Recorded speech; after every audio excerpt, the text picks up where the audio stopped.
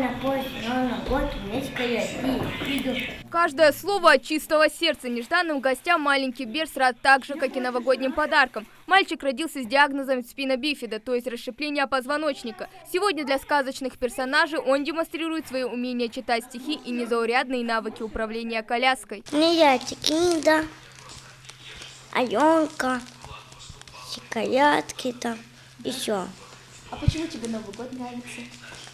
Это хорошо. Сейчас родители прилагают всевозможные усилия, чтобы Берс сделал первые шаги. Надежды есть, а такие радостные моменты ускоряют этот желанный день, признается мама Берса. Далмяля говорит, что нам это очень приятно, это внимание, и для него это очень ценно. Он, как и все дети, любит подарки, любит сладости.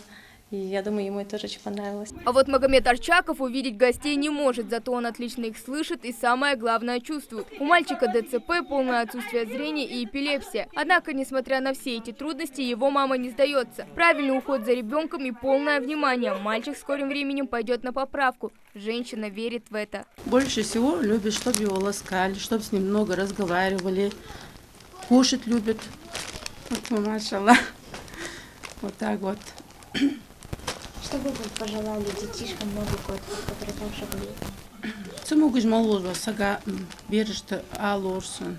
Ши атхеш болч Аллаху дальше машаллах сам насняна. Я хату ажда терчу, жмогиш мяш полждался. Адресатов у доброго волшебника и его внучки на сегодня немало. У каждого свои жизненные проблемы и трудности. А Новый год – надежда на счастливое завтра. Вот и эта семья от визита сказочных гостей просто в восторге. Они очень радуются, конечно, как и дети, любому празднику. С нетерпением ждут, конечно, особенно старшие, которые это понимают, а младшему, конечно, приходится говорить, что там Дед Мороз, елка и так далее.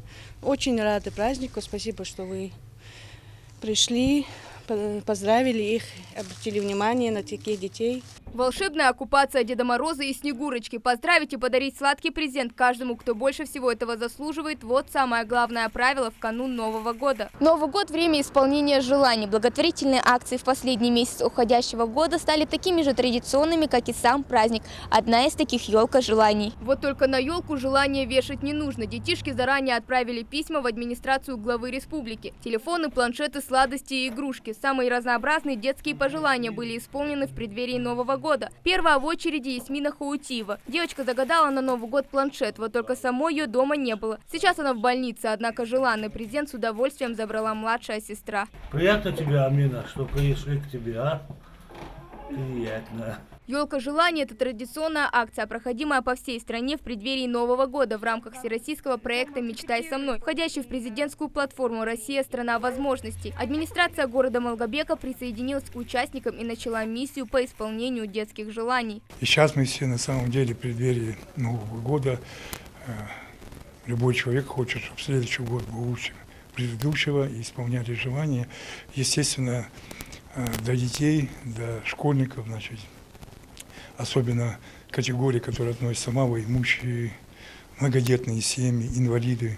Им всем мы раздаем подарки.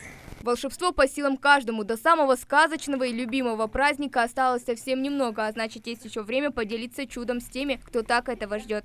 Я желаю с наступающим Новым году, чтобы у людей было весело, чтобы они его встретили счастьем и без пандемии. Также я желаю, чтобы у всех было крепкое здоровье, всегда всем везло и преследовала их только удача. С наступающим Новым годом! Хава Гагиева, Магомед Белакиев, Новости 24.